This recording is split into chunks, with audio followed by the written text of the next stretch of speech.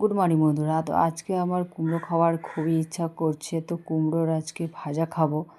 তো গাছের মধ্যে কচি কচি কুমড়ো ছিল, কয়েকদিন আগে সব কুমড়োগুলো খেয়ে নিয়েছে, আর এই কুমড়োটা একদম পুরো বুড়া হয়ে গিয়েছে।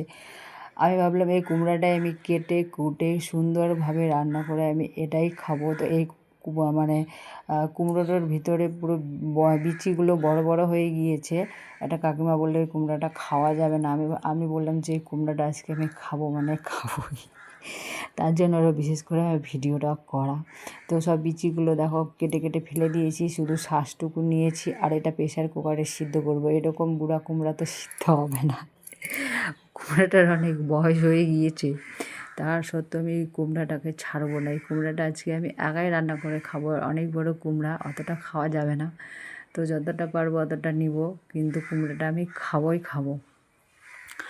আর সকালবেলা আজকে মিস্ত্রি আসবে কাজ করতে, রান্নাবান্না ঝটপট তাড়াতাড়ি করতে হবে, কারণ আমাদের কাজ এখনও পুরো কমপ্লিট হয়নি। শুধু ডাইনিংটুকু আর আমার ঘরটা হয়েছে, আরও ঘর বাকি রয়েছে। আর যেটা সবথেকে মেন কাজ হচ্ছে আমাদের সিঁড়ি ঘর, সেই ঘরটা এখনও কমপ্লিট হয়নি। সেটাও কমপ্লিট হয়ে গেলেই বাকি কাজ হোক আর না হোক, কারণ বৃষ্টির জলটুকু তো আসবে না, না ওটা থেকে অন্তত রক্ষা পাবো। কারণ প্রচণ্ড পরিমাণে যখন বৃষ্টি আসে বিছানার মধ্যে বসে বসে খেতে হয়।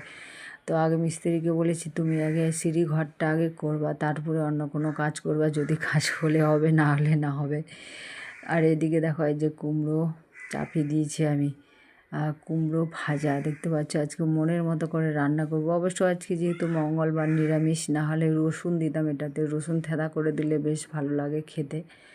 আর এদিকে একটা গ্যাসে চাপিয়ে দিয়েছি ভাত। আর প্রায় তোমার গিয়ে 8:30 বেজে গিয়েছে। আমার বর এখন অফিস যাবে, তাড়াতাড়ি করে রান্নাবান্না যদি হয়ে যায় তাহলে তো আমি বাঁচি। প্রত্যেক দিন শুধু এটাই মাথার মধ্যে আমার ঘুরে।